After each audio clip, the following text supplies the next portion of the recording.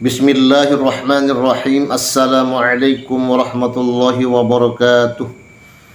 Alhamdulillah. Allahumma salli wa sallim ala sayyidina Muhammadin bil lisani jami'ati fi hadratil wasi'ah.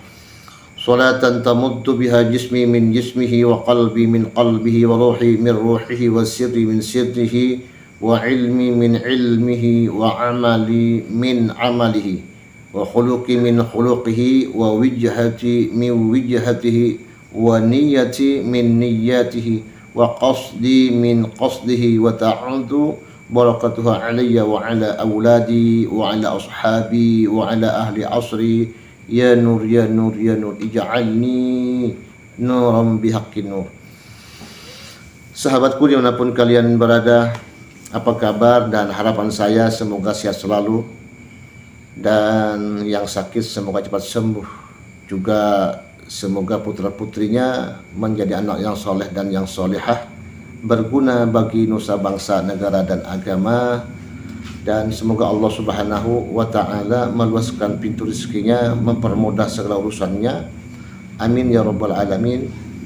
Dan tetap semangat sahabatku untuk menjalin persatuan dan kesatuan umat. Jangan sampai kita terpecah belah. Oke, kita adalah bangsa yang satu di bawah naungan merah putih, yaitu Indonesia Raya. Tetap semangat. Yuk kita tonton video ini sampai selesai, baru kalian komen. Dan jika video ini kalian tidak suka, abaikan saja. Oke, selamat untuk menonton. Ini keutamaan salawat ini yang jarang kita tahu. Kalau yang udah banyak kita tahu itu banyak. Man shalla alayya salatan wahidatan sallallahu alaihi biha asyra. Itu hadis umum kita ketahui. Kata Rasulullah, barang siapa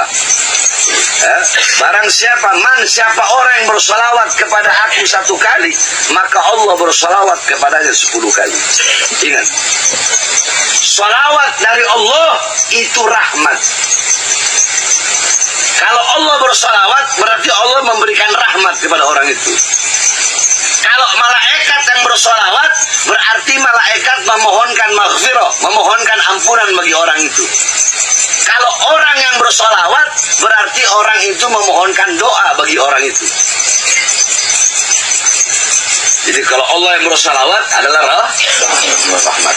Malaikat yang bersalawat adalah maghfirah, minta pengampunan, istighfar. Kalau manusia yang bersalawat, maka itu adalah doa. Nah, satu orang yang bersalawat kepada Rasulullah, Allah memberikan 10 salawat. Berarti 10 apa? 10 rahmat. Coba tafkir, kita memikir coba. Jangankan 10 rahmat, 1 rahmat Allah saja bisa mengampuni seluruh dosa makhluk. Seluruh dosa makhluk bisa terampuni hanya dengan 1 rahmat Allah. Apalagi 10 rahmat Allah SWT. Lihat bagaimana kasih sayang Allah. Jangankan kita, umat Nabi Muhammad SAW. Iblis saja, iblis yang jelas-jelas dikutuk, dilaknat oleh Allah, tapi masih Allah berikan kesempatan bagi iblis. Ini kan ente kan jarang tahu. Setiap 100 tahun itu iblis Allah keluarkan dari neraka, terus Nabi Adam Allah keluarkan dari sorga. Setiap 100 tahun Allah pertemukan di satu tempat.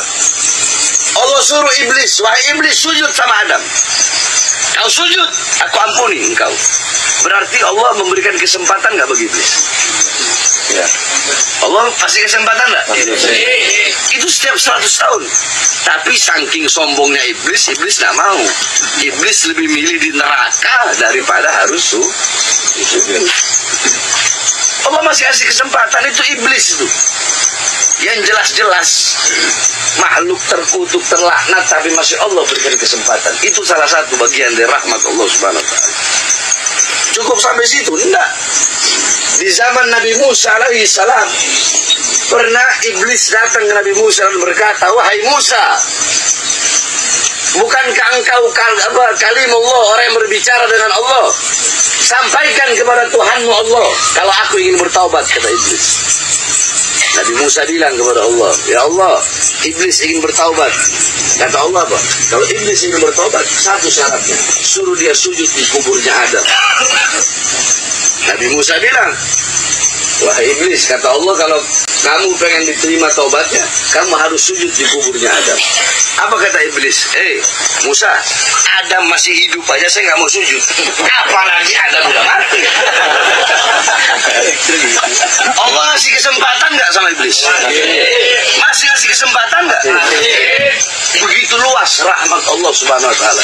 Cuma memang bangsatnya iblis, ya, bangsatnya iblis, hasutnya iblis, sombongnya iblis yang membuat iblis seperti itu.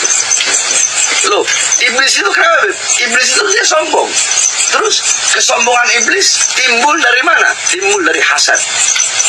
Nah, makanya awas, para kiai-kiai di sini awas, jagain orang punya hati. Ya. Inna awwala ma'siyatin fis sama al-hasad wa awwala ma'siyatin fil ard al-hasad.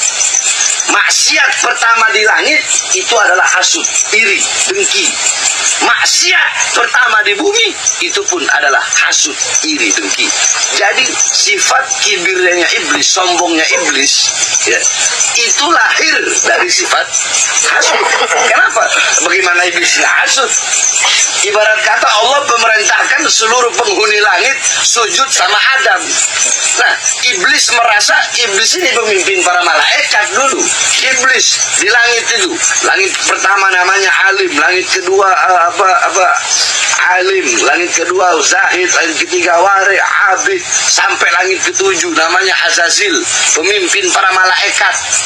Terus iblis dalam hatinya, saya diciptakan dari api, Adam diciptakan dari tanah, masa ya saya mau sujud sama Adam? Saya lebih dulu engkau ciptakan ya Allah, saya ini pemimpin malaikat, ibadah saya lebih banyak. Adam ini siapa? Ibarat kata Adam anak kemarin sore, masa saya harus sujud sama Adam? Itu hasud bukan? Iri bukan? Dengki bukan? Nah, zaman sekarang banyak ustadz-ustadz dan kiai-kiai yang di dalam tubuhnya, hatinya itu memiliki sifat hasud, iri dan dengki, sehingga ingin melawan syariat daripada baginda Nabi besar Muhammad SAW. Oh, habaib itu tidak ada, goblok.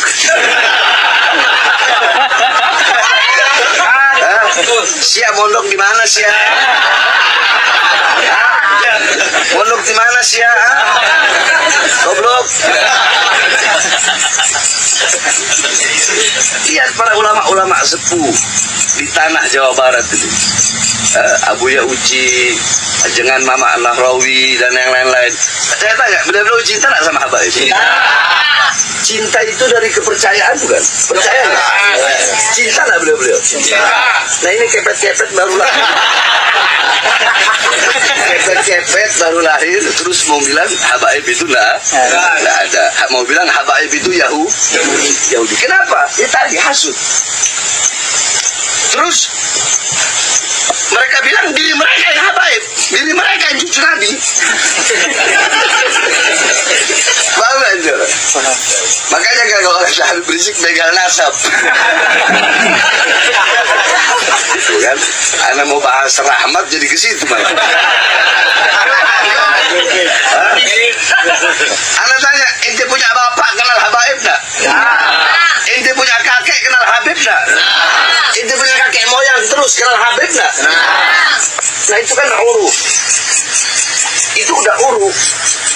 Sudah menjadi adat, istiadat, uruf, sebutan, lafaz, bapak, oh ya Habib. Ini enggak katanya, oh yang benar Nabi itu Sayyid sama Syarif. Kalau Habib bukan, bodoh. Imat. Makanya jauhi sifat hasud itu bahaya luar biasa. Jadi hasud itu mereka bukan mau, ya bagaimana nggak hasud? Contoh Ana ceramah di daerah Banten itu jam 4, jamaah masih puluhan ribu. Mereka datang jam 7, jamaah yang hadir paling cuma berapa? Akhirnya timbul sifat timbul sifat ini loh, kalau Habib begini kok, kalau saya begini. Nah ini makanya anak sekarang itu udah mau mulai apa ya, bukannya mau ceramah, maksudnya daripada kasihan mereka hasut terus. Kasihan nanti lama-lama stroke. Karena orang hasut itu di otaknya dia, yang dia pikirin setiap hari mau tidur mau makan orang yang dia hasutin. Makanya dulu Fir'aun pernah sama iblis ini, saya cerita ya. Perhatikan dulu. Dulu itu iblis pernah datang ke Fir'aun. Iblis datang ke Fir'aun. Kata iblis begini, On, aneh ini paling bejatnya makhluk, tapi sebejat-bejatnya anak, kata iblis, anak nggak pernah ngaku Tuhan.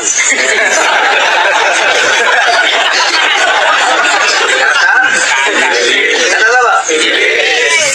Itu kok berani-beraninya ngaku Tuhan? Fir'aun bilang, iblis, iya ya, kita berdua ini bejat ya. Kira-kira ada nggak yang lebih bejat dari kita berdua? Kata iblis sama iblis bilang, ada yang lebih bejat dari kita berdua. Siapa itu? Tim sukses saya. Jadi iblis ini punya tim sukses. Tim sukses untuk menyesatkan manusia. Saya dulu punya tim sukses, kata iblis. Nah, satu waktu tim sukses saya ini berhasil menyesatkan manusia. Maka saya bilang sama dia, kamu mau hadiah apa dari saya? Karena kamu sudah berhasil menyesatkan manusia, mau hadiah apa? Ternyata ini orang-orang hasut. Kata dia apa? Saya nggak mau hadiah apa-apa. Saya cuma pengen satu. Apa itu? Sapi milik tetangga saya mati. Kata iblis, aduh kalau urusan hidup mati itu urusan Allah, itu urusan saya. Udah begini aja dah, saya kasih kamu 10 ekor sapi aja. Nggak mau. Saya mau sapi milik tetangga saya mati. Saya kasih 100 ekor, nggak mau. Jangankan 100 ekor, semua sapi di dunia kamu kumpulkan kasih ke saya nggak mau. Yang saya mau sapi milik tetangga saya mati. Itu orang itu namanya hasut tuh, bahaya nggak? Bahaya. Jadi dia nggak nyari keuntungan nggak? Orang hasut ini bukan mencari keuntungan. Contoh, ente berdua dagang nih, ya, ente berdua dagang, dagang sarung berdua nih.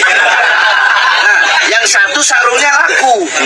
Nah, yang ini ustadz yang satu ini, ustadz yang satu nih ngelihat, wah, ini yang ustadz yang peci putih ini kok laku semua pecinya. Nah, akhirnya dia berpikir gimana caranya biar peci saya laku juga, lebih laku juga. Nah, itu namanya bukan hasut, itu namanya bersaing. Kalau hasut begini, wah, gimana caranya warungnya hancur, warungnya rusak, kebakar semua pecinya, pabriknya peci kebakar. Contoh lagi. Ente hasut nih, Hebar kok ganteng ya.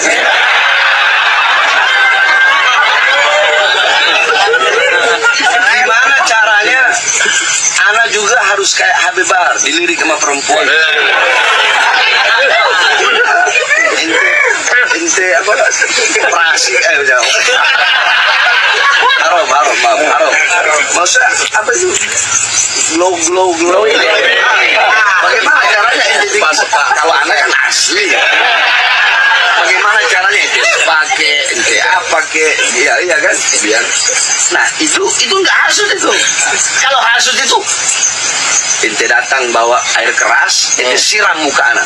Gimana caranya Haibahar mukanya hancur, ketampanannya hilang. Nah, itu namanya hasut. Ada orang hasut sama habaib, ngelihat kalau ada habaib di situ ada umat. Melihat nih ada habaib, di situ ada umat. Bahkan kiai-kiai pun cinta sama habaib. Habaib kalau ada majelis ratusan ribu bahkan jutaan yang hadir. Ya. Habaib, gimana caranya ini? Oh, caranya begini. Caranya kita harus gimana untuk merampas di dalam hati umat, bukan cinta. Kalau cinta masih penting. Merampas dalam hati umat keyakinan dan kepercayaan bahwasanya habaib itu tidak ada. Bukan hanya merampas cinta, bayangkan. Kalau cinta masih mending, masih ada rasa kepercayaan dan keyakinan akan beliau Rasulullah SAW. Ini enggak. Bagaimana caranya? Habaib itu tidak. Bagaimana caranya? Udah. Bagaimana kita cari kita kalimatul haq. Pakai kitab ini, kitab itu, kitab ini dengan alasan tidak ada kitab sezaman. Ya, apa itu alasannya iman? Tidak ada kitab sezaman yang mensohehkan nasab Ba'alawi. Ya sekarang tinggal anak balik aja, ada nggak kitab sezaman yang membatalkan? Kan begitu. Kalau tidak ada yang mensohehkan, ada nggak yang membatalkan? Makanya goblok mana, mondok gimana? Kajian ilmiah, tes DNA, goblok tes DNA itu hukumnya haram. Nah makanya orang belajar di mana nggak tahu, nah. Makanya harus belajar itu pakai sanad ilmu yang benar, ya. Hah? Makanya jauhi sifat hasud. Anak yang mau bahas rahmat nyambung ke hasud. Itu orang sih. Jadi siapa orang yang bersalawat kepada Rasulullah, coba tapi saya mau tanya, ente harus mengikuti iman di sini. Ente mengikuti iman atau mengikuti ajaran Nahrawi? Mengikuti iman atau mana Nahrawi? Hah? Makanya aneh heran, ulama-ulama dulu, ya, ulama-ulama dulu yang alim, yang keilmuannya luar biasa, itu cinta semua sama habaib. Kayak Khalil Bangkalan, Mbah Mangli, ya, kayak Hasyim Asy'ari. Cintanya luar biasa nih ulama-ulama Ahlus Sunnah. Bahkan yang meniadakan kaum-kaum nawasib, yang membatalkan nasab dzurriyyah Nabi itu cuma Wahabi. Nah, heran sama imat ini, Wahabi apa Ahlus Sunnah?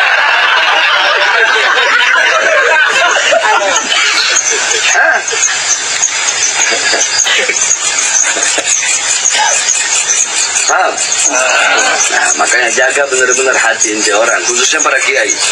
Jaga hati ente orang semua. Paham? Jangan sampai ada sifat hasud. Hum fitrati khuliqu min tinati fawailul lil mukadzibina bifadlihim man ahabbahum ahabbahu Allah man abghadahum abghadahu Allah. Kata Rasulullah, mereka keluargaku, mereka anak cucuku, mereka diciptakan dari tanahku. Siapa orang yang mendustakan keutamaan mereka, mereka orang yang celaka. Wailun, celaka bagi orang yang mendustakan keutamaan mereka. Siapa orang yang mencintai mereka, Allah cinta kepada mereka. Siapa orang yang benci kepada mereka, Allah benci kepada mereka. Emang yang pengen jadi habib itu siapa? Kalau bisa disemitin yang diambil makan dan disangkanya enak kali. Bebannya kita orang ini.